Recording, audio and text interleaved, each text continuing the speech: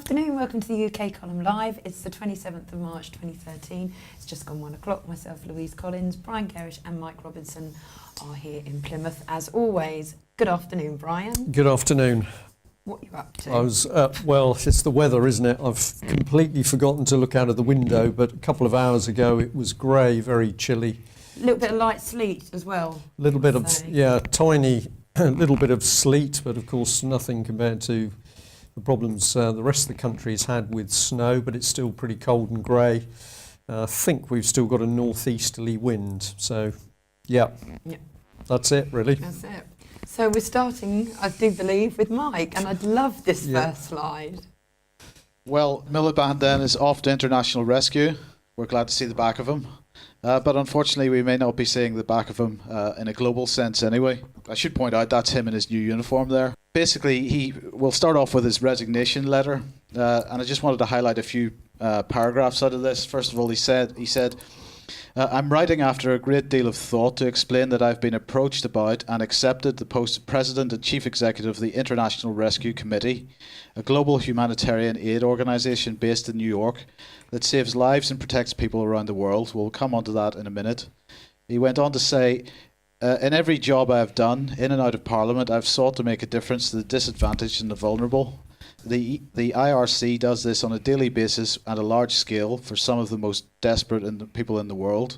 It's 12,000 staff work in over 40 countries to help millions of people who have been displaced by civil conflict or climate stress and have no place, and in some cases no country to call home.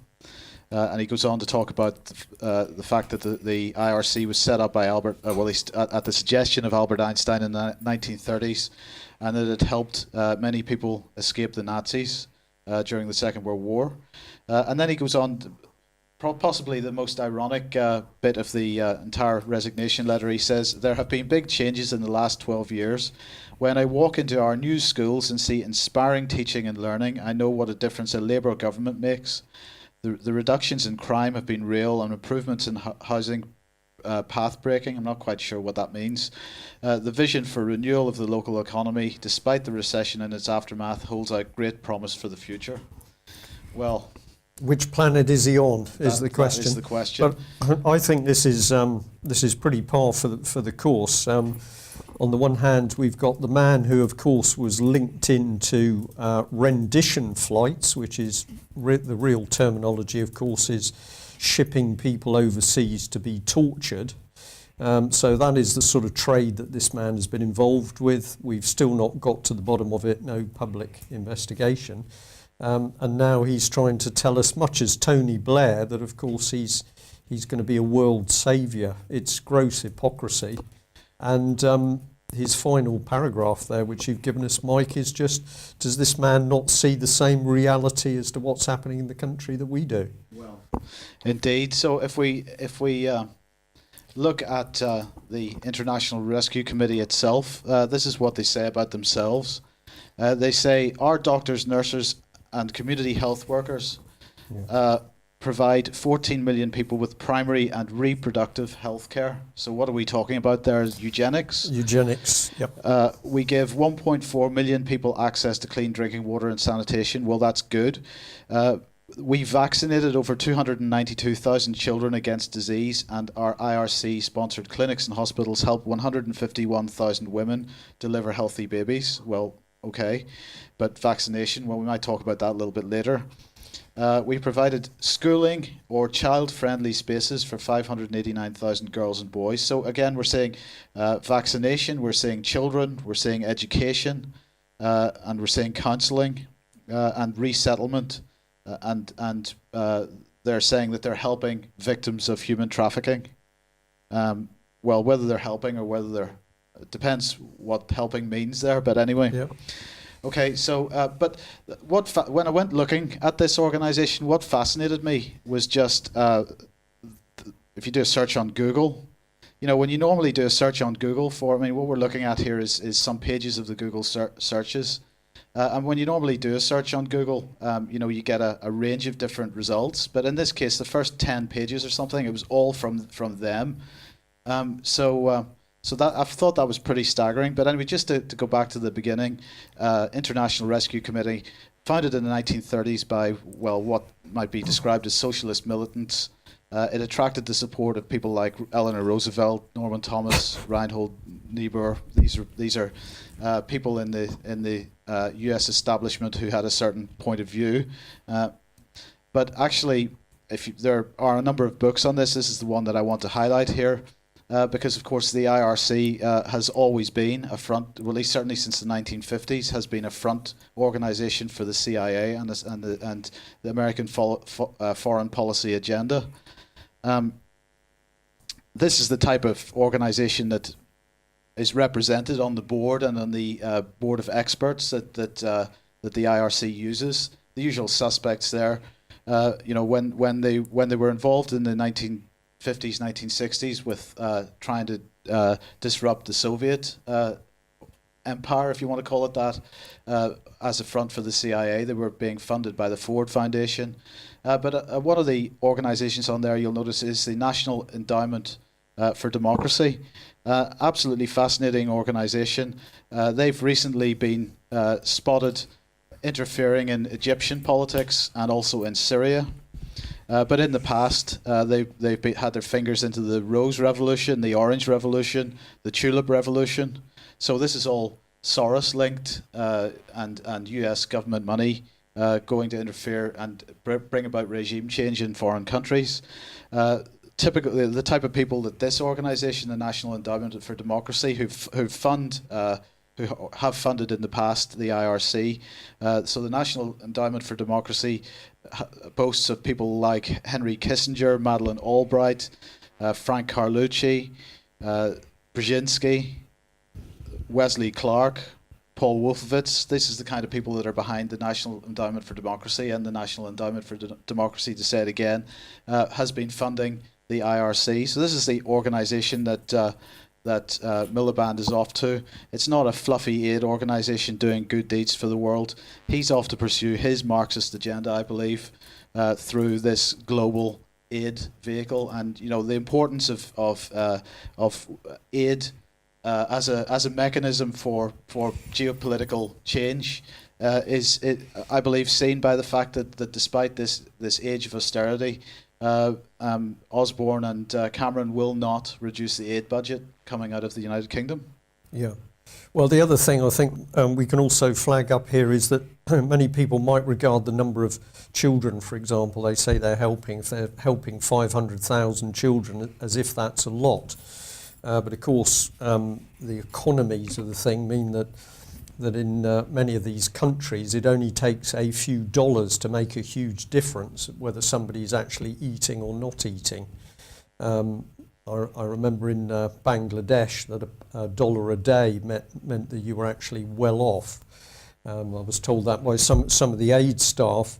So the sums of money that this organisation is moving around is a pittance compared to what's being shifted around by the international banking cartels. Yeah, I mean, they've got 12,000 staff working in 40 countries. I thought their statistics about the numbers of people that they're helping were pretty poor. So what are these 12,000 staff doing, you may ask? Well, I would guess they've got a political agenda, and I'm sure that David Miliband is following in the tracks of Tony Blair, which is becoming another world saviour. Maybe I'm a bit cynical. But we can move on from there to have a look at the mess that New Labour and the Conservatives have made of UK, and this really brings us to your story here, doesn't it? With the fact that as of next week, in beginning of April, crisis loans are going to be no more. Councils are now going to be issuing payment cards which will allow purchases of food and nappies. No alcohol or cigarettes though. Food stamps also arriving next month. Tens of thousands of vulnerable people will be issued with the food vouchers in lieu of money to tide them over short-term financial crisis, i.e. to tide them over without a crisis loan. As many as 150 local authorities in England running welfare schemes have confirmed that they will issue the vouchers in the form of payment cards, which will be blocked or monitored to prevent the holder using them for alcohol, cigarettes or gambling.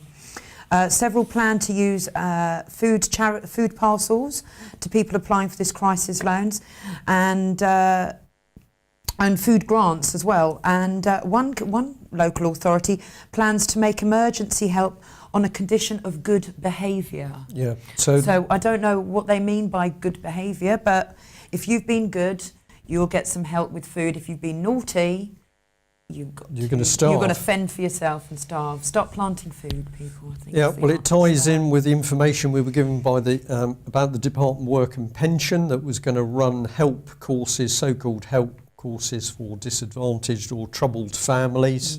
And if you didn't get the right scores, you were going to have benefits stopped. And also you were going to have any problematic children under the age of 13 taken away from you. So what we are clearly seeing here is draconian state measures. It's not a nanny state. This is actually a dictatorship. Just one thing I want to highlight in this article, it says, although social fund spending represents a tiny chunk of the social security bill, there is concern that the new arrangements will for the first time build into mainstream welfare provision, distribution of voluntary food, which will be donated by the public schools and businesses. Yeah. So there's Miliband, who I believe comes from, he's now sort of millionaire in his own right with his property, who goes off to become a world saviour. He's praising his party for what it's done for UK. And we've just given you a classic example of the real situation in UK. So these are very dangerous politicians. Luckily, he's moving on to New York. I'm sorry for the Americans, but there we are. But we need to deal with the politicians who are destroying Britain today. We've got another clue here from The Independent. This article is claiming that almost 2,000 British children a year die from avoidable causes because family doctors lack training in paediatric care, researchers are saying. Now, we know from people within the NHS and indeed within the NHS training provision that, of course, many doctors are simply not receiving the right training across the medical spectrum, whether it's paediatrics or any of the other specialist areas. And more people are saying the whole focus of GP training is on administering drugs for which they seem to be heading towards, getting more money. The more drugs you prescribe, the more money you're going to earn. But the article goes on, describing the situation as a national scandal. Researchers said the UK was at the bottom of a European league with the highest number of excess child deaths amongst 15 member states. The UK child mortality rate is more than 60% higher than that of the best performer, Sweden. In Sweden, fewer than 30 children in every 100,000 die, compared with more than 47 per 100,000 in the UK. And so it goes on, and it's taken Ingrid Wolf, the programme director for the Evelina London Children's Hospital at Guy and St Thomas's NHS Foundation Trust, to run the study, telling us that this is a national scandal. Well, of course, it's only one tiny part in the jigsaw of the deliberate undermining and collapse of the NHS, which is going on. And it's obvious for ordinary people in the streets, so I don't know why more money's been spent on a study. Incredible, isn't it? Nothing better to do with it. Well, we've got another one here because this is The Guardian reporting that Labour is warning of a teacher shortage. We also hear from a lot of people in the education system, and what they're telling us is of increasing chaos within the education system, constant change, people literally becoming nervous wrecks as a result of Ofsted inspections, and good people saying they can't wait to be pensioned off. So this is a pretty unpleasant situation, which has, again, we would suggest been deliberately engineered in order to get the good quality people out of the system and leave the rest of the remaining ones struggling with these incredible government change programs. So well done, Mr. Miliband, because you've certainly left your legacy with education.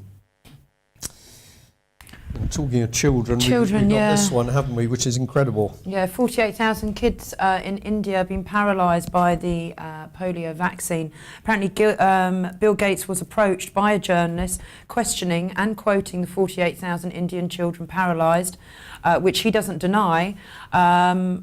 He was asked, is the vaccination programme in fact a eugenics programme, he was asked. And he then explained how he believes in withdrawing care from old people as it's too expensive, and he prefers to fund education and vaccinations instead. Hello, Liverpool Pathway. The vaccines he distributes have also been shown to be causing the very diseases that they are intended to prevent. But we've got Richard Branson and Ewan McGregor are publicly supporting Mr. Gates, resulting in mass paralysis of children in India and Chad. So this is Right, we just a joke. we had a little Yeah. bit from Polio News here. This is showing some of the people. We got the World Health Organization, of course, and Rotary supporting. Yeah, Rotary and its partners are on the brink of eradicating this tenacious disease, according to the Rotary website. A strong push is needed now to root it out once and for all. It is a window of opportunity for historic proportions. And then they give a few quotes from Bill Gates as well. So the Rotary fully behind the whole vaccination programmes. Yeah, and no proper answers from No proper Mr. answers. Gates. No, So when he was nothing. asked by a reporter whether the Nothing, he 48 didn't say. statistic was true, he didn't want to answer. He didn't want to answer. Says Yeah. speaks volumes. So the NHS at the moment, we've still got Sir David Nicholson, Yes, Nicholson still in charge. supported by David Cameron, despite thousands of deaths. But what we're being told by the NHS is trust us. Yep. Trust us and we'll teach you how to treat your children and how to play with your children. Mothers and fathers of children as young as 3 are going to be invited to groups of training if their offspring have been diagnosed with conduct disorders such as antisocial behaviour. This is as young as 3. Or if these children can be at risk of developing any bad habits. And such judgments could be formed by nursery staff and teachers or health and social workers. And parents will have their parenting skills marked. And if they fall below the mark, they will be they'll be sent on a course.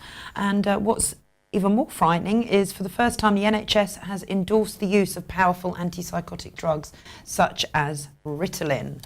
We've got a slide here of Yep, a little side stuff effects, I think. on the dangers of Ritalin on the NHS website, which is, they're just incredible. The most common, which affect 1 in 10, are difficulty sleeping, feeling nervous and headaches. And the more the common ones, which hit between 1 in 100 people taking it, anorexia, behavioural changes, blood pressure, changes in heart, coughs, dry mouth, depression, faster heart rate. The list is endless. So Yep. have a look at the NHS choices with the dangers of Ritalin, which they are endorsing to give our children, and maybe make your minds up for yourself.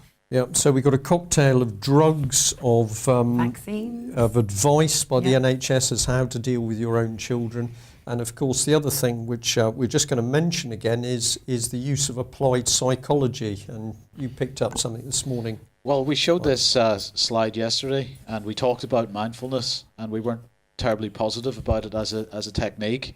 And just what I wanted to mention was that on today's Radio 4, on the Today programme on Radio 4 this morning, perhaps in reaction to that, I don't know, they wheeled out Professor William Kyken from the University of Exeter, who was telling everybody how brilliant it was, how mindfulness was so brilliant, and that it's particularly brilliant in schools because children get the opportunity to be mindful about their feelings at all times. Yeah, well, this is applied behavioural psychology. Not only are we talking about this, but we've given some pretty serious talks on it. We've got professionals, not only in the psychiatric field, but clinical psychology and psychotherapy, NLP trained practitioners who are now also saying that we are seeing the politicised use of these applied behavioural techniques. And of course, what none of these people are talking about is the actual risks to young children and other vulnerable people who've perhaps had some form of mental illness or have a latency there. Nobody is talking about the risks of these techniques. Meanwhile, we are seeing hundreds, in fact thousands of people committing suicide. We've got a bit more on this later in the programme. So quite clearly somebody is lying, and we ask a simple question: why do we now need to have these applied behavioural psychology techniques in order for people to run happy, normal lives? I will just say, somebody in the chat box has said that mindfulness is a technique from Buddhism, apparently. Well, that's very interesting because in South Wales, where we've been reporting on the dramatically increased suicide rates amongst young people, it's become noticeable that not only mindfulness but some of the background with Buddhism has been introduced into programs within schools. So there is something very strange going on, but at the moment none of the government officials, all the help agencies, all the local MPs want to talk about connections between applied behavioural psychology and increased suicide risks. So amongst that very troubled background in the country of chaos and instability, the coalition has been successful in forcing through the vote on the secret courts, and plans to allow more civil courts to sit in secret were pushed through the Commons last night in the face of protests. Sorry, I'm going back here to the 5th of March. I just want to take you through the sequence. So, of course, this is the main man who was in the background, Ken Clarke. So he had no particular job in government, but he's sat behind the scenes pushing and pushing. And, of course, we're now at the situation where the secret courts are becoming reality. It's the next few weeks, I do believe. Indeed. Now let's remember the background to everything going on, because we've already had senior judges pointing out that we've got problems over the deportation of terror suspects. We've had rendition flights, people being exported for torture. Mr. Miliband connected with accusations in that front.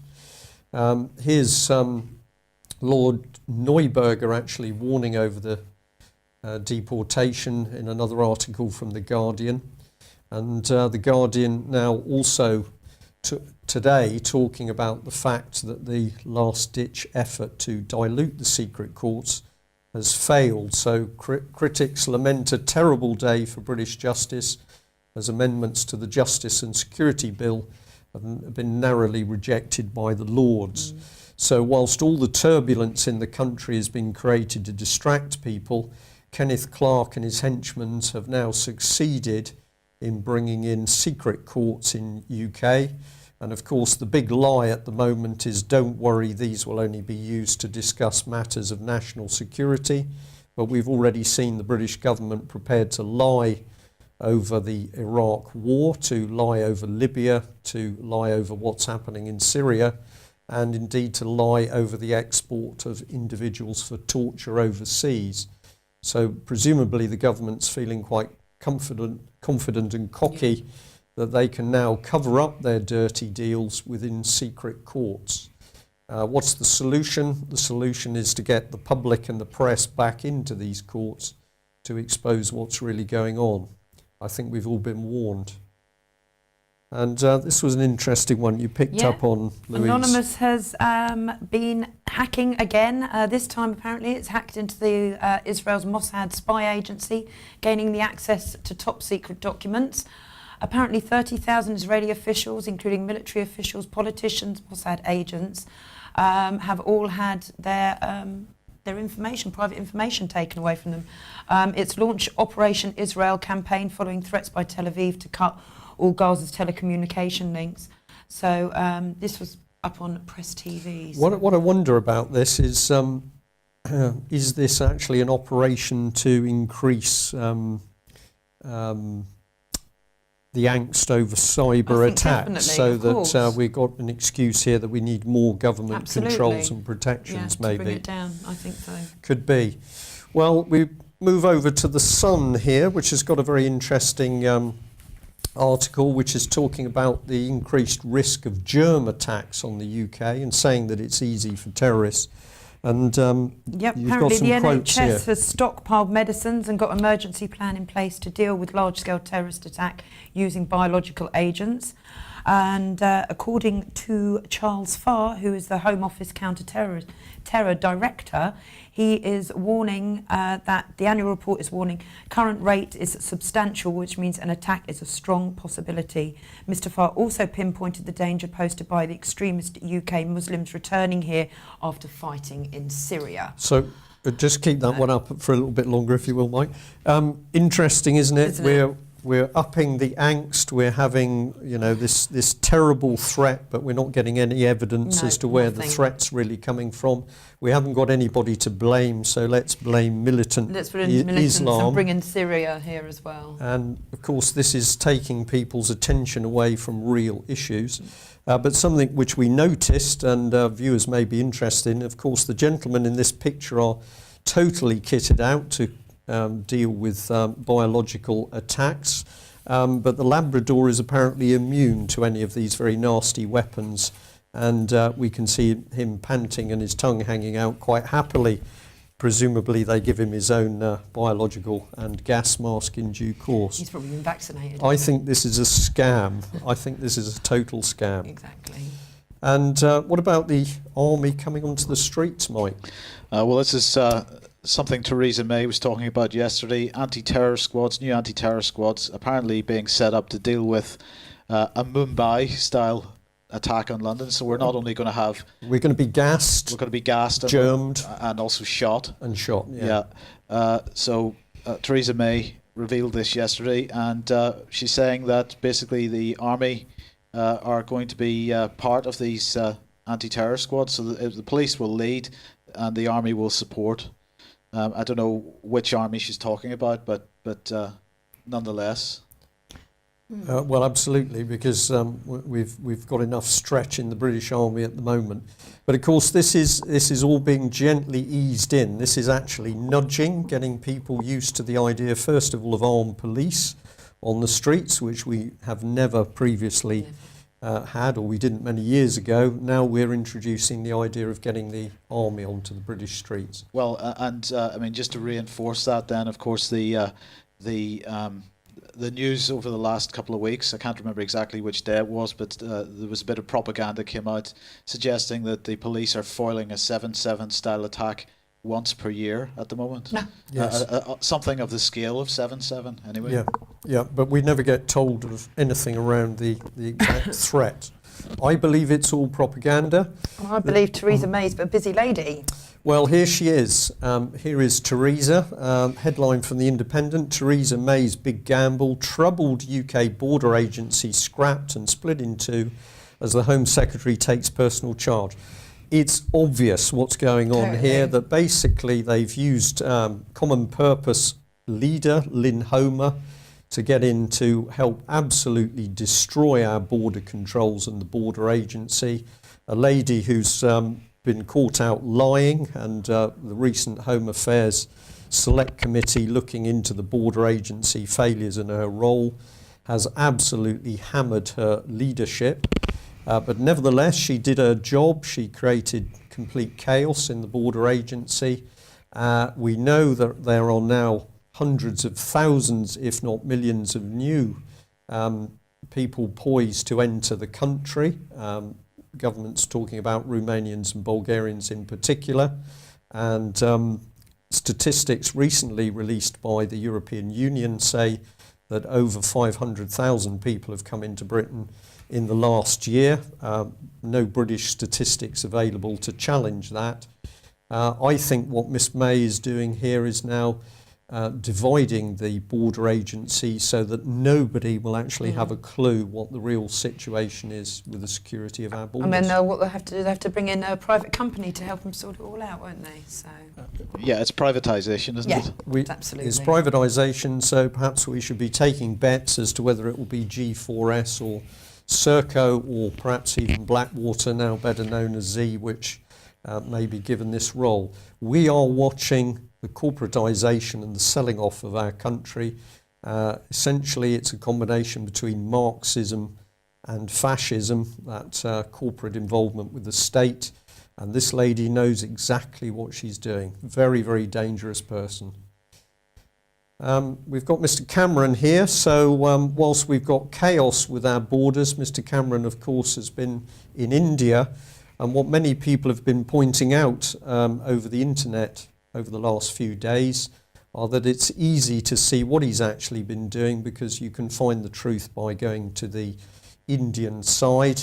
And so here's a picture of David Cameron with India's Prime Minister, Mr. Singh, and they've been discussing measures to increase the flow of people between Britain and India during a joint press conference. So we have total chaos with the borders, and at the same time we're going to make sure there are not only more people from Eastern Europe coming into the country, but more from overseas as well. Mm-hmm.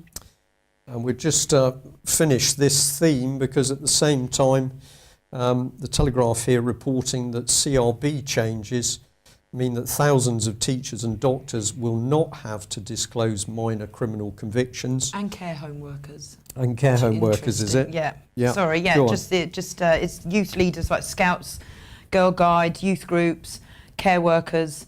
They're not going to have their history delved into as much. Home Office sources said changes could affect around 6,000 people. Last year, more than 4 million people applied for a criminal records check, but it means old and minor cautions and convictions will no longer appear on the checks which employers request for the positions if they're working with children or vulnerable adults. It said, though, that sexual offences and any which commanded a term in prison, regardless of their nature, will not be subject to change and will remain on the checks. But even so, it's just interesting how it's looking mainly at the care home workers and youth groups. Right. There's going to be changes too. So that means that somebody like Thomas Hamilton, for example, if we remember Dunblane, would in fact continue to be allowed to work with young people, because you know if there'd been a proper background check on him. So that's a fairly staggering development. Well, it fits the picture, because if your objective is to create chaos, you don't want to check people out. And of course, the big insult for British people in the widest possible sense is that it's simply not been possible for the police to do background checks of people coming in from Eastern Europe. So if you're a resident of UK over many years, you get your background checked. But if you've come in through the collapsed and non-existent border controls, you do not get your background checked. And of course, this only makes sense if the objective of the government is to create total chaos in the country. Well, the Mirror, credit where it's due, as we like to say, has been sticking with Detective Chief Inspector Clive Driscoll, who's the very brave policeman who spoke out, saying that when he was conducting investigations into a paedophile ring, he was sacked from that work the moment he named an MP as being one of the possibly guilty Apparently people. Met Police, as a spokeswoman has said, following concerns raised by DCI Clive Driscoll, the serious case team at Met's Child Abuse Investigation Command are going to review all the material and papers in the original cases, and a gentleman called Detective Superintendent David Gray is going to be heading that up. And hopefully, well done the Mirror, hopefully they'll start uncovering things and MPs maybe start being arrested. We hope so, but it's an interesting situation. The best we can say to our audience today is that it is quite clear to us that policemen and women have simply had enough of the corruption inside the police force, which has been covering up for paedophiles at high level. So we need these people exposed and dealt with. We just wanted to highlight here a Telegraph article talking about BBC's Evan Davis. He's waxing lyrical that people should be relaxed about coming out and saying they're gay. This gentleman is part of the BBC Radio 4 team and the Today programme team, and we wanted to say what a pity that he's focused on this issue, which he may believe is very important, but he works for an organisation which absolutely refused to look at the key evidence or indeed speak to victims who have been abused at Oxford and Cherwell Valley College. So we just like to say to Mr. Davis, where are your priorities? Is it to do with your private life, or is it to do with stopping the vile physical and sexual abuse of children? Perhaps you could put a bit of pressure on your organisation. Well, hospitals. Mid-staffs, yeah. Ministers yesterday admitted to Parliament that a compromise agreement had been agreed with Martin Yates. He was the man who led up Mid Staffordshire Hospital Foundation Trust for 4 years until 2009. Jeremy Hunt on Tuesday apparently blamed all the problems on Mr Yates for the scandal of Mid Staffs, but didn't bring up the fact that he had actually entered into a compromise agreement. And apparently a total of £14.7 million of our money has been spent on almost 600 compromise agreements, most of which included gagging clauses to silence the whistleblowers. The Health Secretary on Tuesday appeared to lay totally blame on Mr Yates, but again defended Sir David Nicholson. Yeah, so there you are. You can run, what is it, £100 billion a year organisation with thousands of deaths. Sheer incompetence at best, otherwise it's malevolent at worst. And what happens? You get supported by David Cameron, the Prime Minister of Britain. So what is our NHS for? Is it to actually save lives, or has it now become part of a eugenics programme? Of course. I think we can make your own mind up on this. The Telegraph picked up here, and this is a pretty blatant picture, of course, a coroner's warning of the rise in suicides after a day of 5 deaths by hanging. And he said he'd suffered his darkest day in a 40-year career after hearing 5 inquests into people who had hanged themselves in the space of one morning. Now, our comment on this is across the country, but particularly in South Wales, but also in the Midlands, and as far north as Aberdeen, Northern Ireland as well. We're seeing a massive increase in suicides with a common theme of hanging. This is not normal. And yet when people are trying to speak to the so-called help agencies, they are simply closing their doors. We mentioned that yesterday a very brave lady in Cornwall who's actually made formal complaints to the police that organisations are helping promote suicide amongst young people. Her reward for this, for her research and concern, was to effectively receive a harassment order from the police. So having seen that Telegraph article, we'll stress again, here is a film company, First Light, helping young children, 13 years old, make horror films and films about suicide, and they are fully supported by public money through the National Lottery.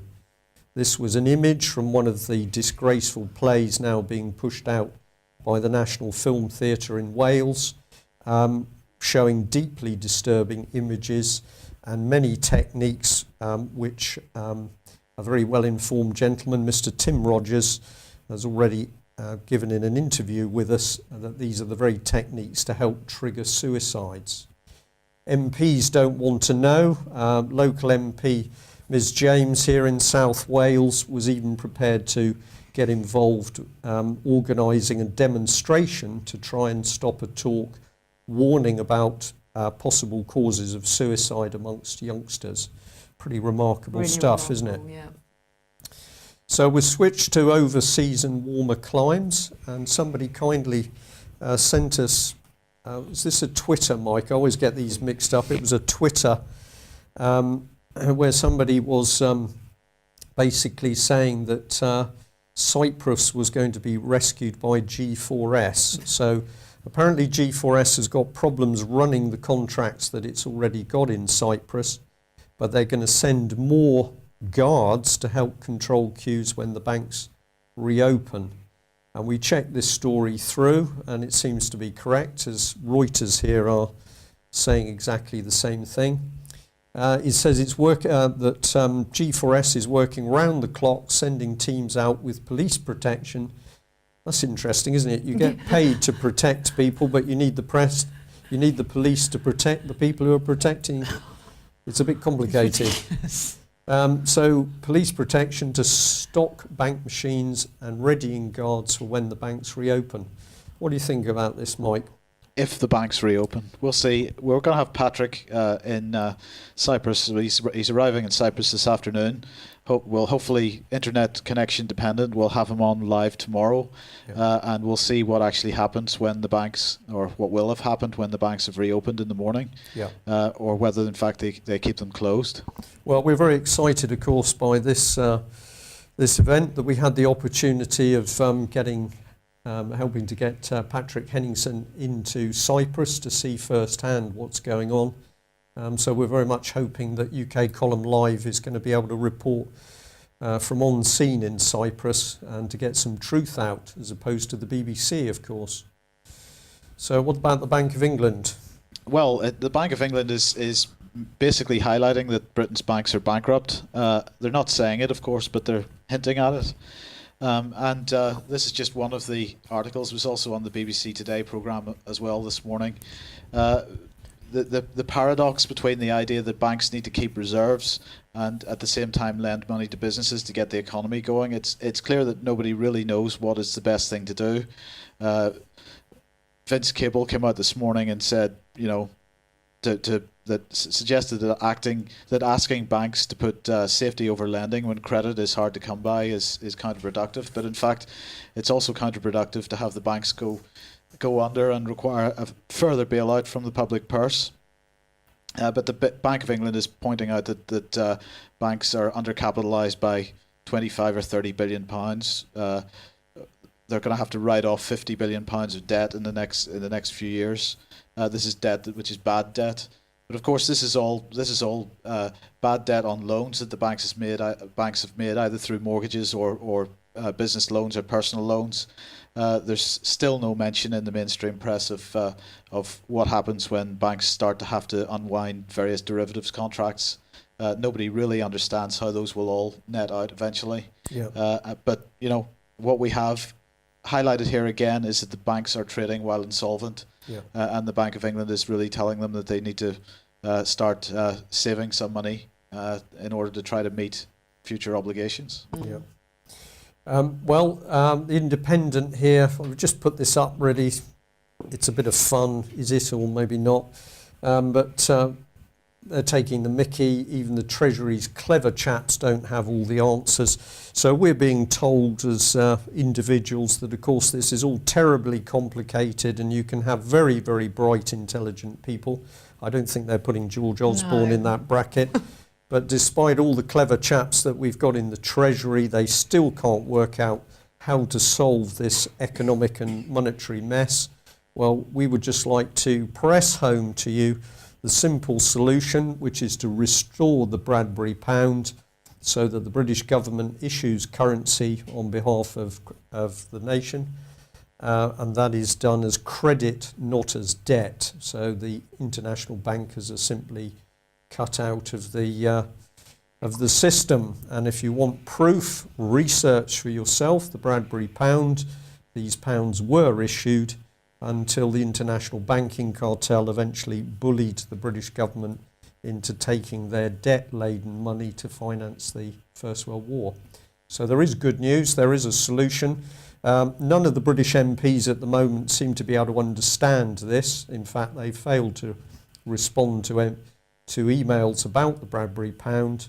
And I know that Mr. John Redwood, who considers himself a financial expert, I believe he's worked for NM Rothschild in the past, but at the moment he's also refusing to comment on the Bradbury pound because it's real. If we restored it, we could simply solve this nonsense of the debt overnight. So tomorrow, just a little bit of advertising. We're going to do an interview with Nigel Cooper, the NATO Chief Security Consultant, who's been making incredible revelations about the British government not only stealing his daughter, but massive child stealing by the British government, which is now being flagged up by other nationalities including India, Russia, Slovakia, Italy and others. So do join us for the extended programme tomorrow. Also tomorrow, the 28th, is Mr. John Coles' wedding anniversary. Mr. John Coles, who has appeared on this show, my radio shows. It's their wedding anniversary, 55 years, and I think you've got a little slide there. Yeah. There is a campaign undergoing called Flower Power, and if people feel a bit of touched in their hearts by the story of John Coles, they can send a rose to 1 Wiley's Avenue, Exeter, Devon, EX28BE, and that would be a rose for Maggie on her 55th wedding anniversary. So just set the scene. 85 years old, and John has not been able to see his wife due to injunctions put in place largely by Devon County Council, although they're sitting in the background. So send a rose to show your support for the couple, yeah. but perhaps you might like to send something else to Devon County Council to explain why they feel the need to ban this gentleman from seeing his wife. And one final thing, we won't be in on Friday or Monday for the Easter holidays, but we will be back next Tuesday, 1 o'clock as normal, and Brian and Mike will be here with Nigel Cooper tomorrow from 1 o'clock From 1 o'clock. on UK Column Yeah. and TNS. Thanks very much for joining us. Thank you.